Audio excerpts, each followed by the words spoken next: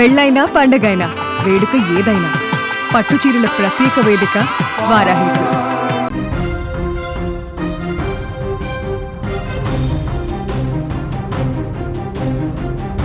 Instagram లో reels చూడడం ఈ రోజుల్లో చాలా మందికి సాధారణమైన విషయం. కాస్త సమయం దొరికితే మొబైల్ తీసుకుని రీల్స్ చూడడం, సోషల్ మీడియాలో టైం స్పెండ్ చేయడం చాలా కామన్ అయిపోయింది. కానీ అదే విషయం ఓ భార్యాభర్తల మధ్య గొడవకు కారణమై చివరికి ఓ యువతి ప్రాణాలు కోల్పోయే పరిస్థితికి దారితీసింది. బెంగళూరులో జరిగిన ఈ దారుణ ఘటన ఆలస్యంగా వెలుగులోకి వచ్చింది. రీల్స్ చూస్తూ సకాలంలో వంట, ఇంటి పనులు చేయడం లేదంటూ భార్యపై కోపం పెంచుకున్న భర్త చివరికి ఆమెను హత్య చేసినట్లు పోలీసులు చెబుతున్నారు. కేవలం 20 ఏళ్ల వయసులోనే రీమా కుమారి జీవితం విషాదాంతంగా ముగిసింది. అసలు ఆ రోజు ఏం జరిగింది, భర్త ఎందుకు అంతటి దారుణానికి పాల్పడ్డాడో తెలుసుకుందాం. పోలీసుల కథనం ప్రకారం మృతురాలు రీమా కుమారి వయసు 20 సంవత్సరాలు. ఆమె భర్త ధీరజ్ కుమార్ వయసు 24 ఏళ్లు. ఇద్దరు బీహార్కు చెందినవారు. ఉపాధి కోసం బెంగళూరుకు వచ్చారు. దాదాపు 10 నెలల కిందట వీరిద్దరూ ప్రేమ వివాహం చేసుకున్నారు. పెళ్లి తర్వాత బెంగళూరులోనే కలిసి ఉంటూ తమ జీవితాన్ని కొనసాగిస్తున్నారు. రీమా కుమారి ఓ ప్రైవేట్ కంపెనీలో ఉద్యోగంలో చేరారు. ధీరజ్ కుమార్ మాత్రం చిన్న చిన్న పనులు చేస్తూ కుటుంబాన్ని నడిపించేవాడు.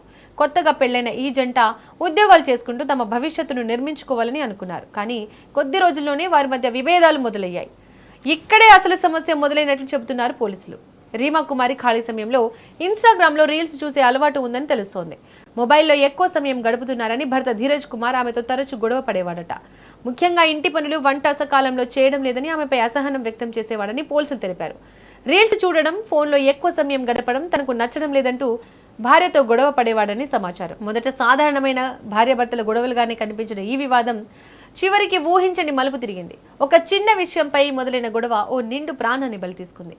గత నెల 27న ఈ దారుణ ఘటన జరిగినట్లు పోలీసులు చెబుతున్నారు. ఇంట్లో భార్యాభర్తల మధ్య మరోసారి గొడవ మొదలైంది. ఈ సమయంలో తీవ్ర ఆగ్రహానికి గురైన ధీరజ్ కుమార్ రీమా కుమారి గొంతు నులిమి హత్య చేసినట్లు పోలీసు దర్యాప్తులో వెల్లడైంది. ఆ తర్వాత ఆమె మృతదేహాన్ని పరుపులో చుట్టి ఇంట్లోనే ఉంచినట్లు పోలీసులు తెలిపారు. ఘటన జరిగిన విషయం బయటకు రాకుండా ఉండేందుకు నిందితుడు అక్కడి నుంచి పారిపోయాడు. మరోవైపు రీమా కుమారి కనిపించకపోవడంతో ఆమె స్నేహితురాళ్లు ఆందోళన చెందారు. ఫోన్ చేసినా ఆమె నుంచి ఎలాంటి రెస్పాన్స్ రాకపోవడంతో అనుమానం పెరిగింది. రీమా కుమారి పనికి కూడా వెళ్ళకపోవడం, ఫోన్ చేసినా స్పందించకపోవడంతో ఆమె స్నేహితురాళ్లు చివరికి ఇంటి వద్దకు వెళ్లారు. జూలై 29న ఇంటికి చేరుకున్న వారికి అక్కడి నుంచి దుర్వాసన రావడంతో అనుమానం మొదలైంది. వెంటనే పోలీసులకు సమాచారం అందించారు. ఫిర్యాదు అందుకున్న పోలీసులు అక్కడికి చేరుకుని ఇంటి తలుపులు తెరిచి పరిశీలించారు. ఇంట్లో కనిపించిన దృశ్యాలు పోలీసులను కూడా షాక్కు గురిచేశాయి. పరుపులో చుట్టి ఉంచిన రీమా కుమారి మృతదేహం పోలీసులకు కనిపించింది. దీంతో ఈ ఘటన హత్యగా అనుమానించిన పోలీసులు దర్యాప్తును వేగవంతం చేశారు.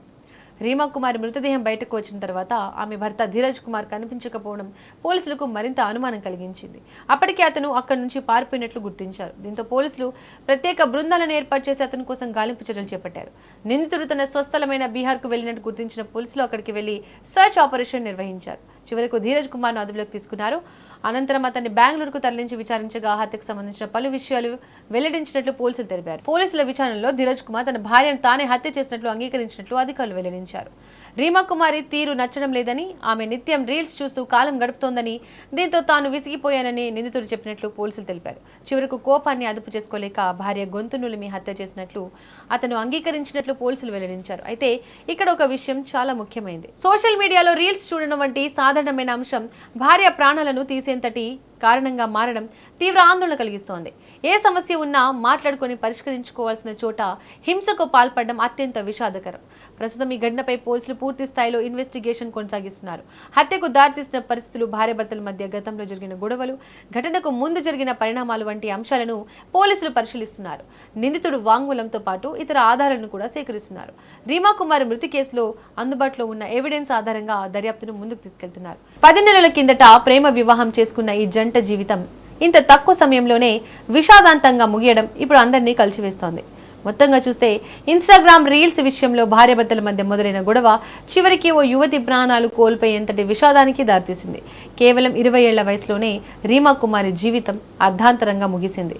ప్రేమించి పెళ్లి చేసుకున్న భర్త చేతుల్లోనే ఆమె ప్రాణాలు కోల్పోయినట్లు పోలీసులు చెబుతున్నారు. ఒక చిన్న వివాదం, కోపం, ఆ కోపాన్ని కంట్రోల్ చేసుకోలేకపోవడం చివరికి ఓ కుటుంబానికి తీరని విషాదాన్ని మిగిల్చింది. భార్యాభర్తల మధ్య సమస్యలు రావడం సహజమే, కానీ ఏ సమస్య అయినా మాట్లాడుకుని పరిష్కరించుకోవాలి. కోపంలో తీసుకునే ఒక్క తప్పు నిర్ణయం జీవితాంతం పశ్చాత్తాపాన్ని మిగిల్చే అవకాశం ఉంటుందని నిపుణులు సూచిస్తున్నారు. ఈ ఘటన కూడా అదే విషయాన్ని మరోసారి గుర్తు చేస్తోంది.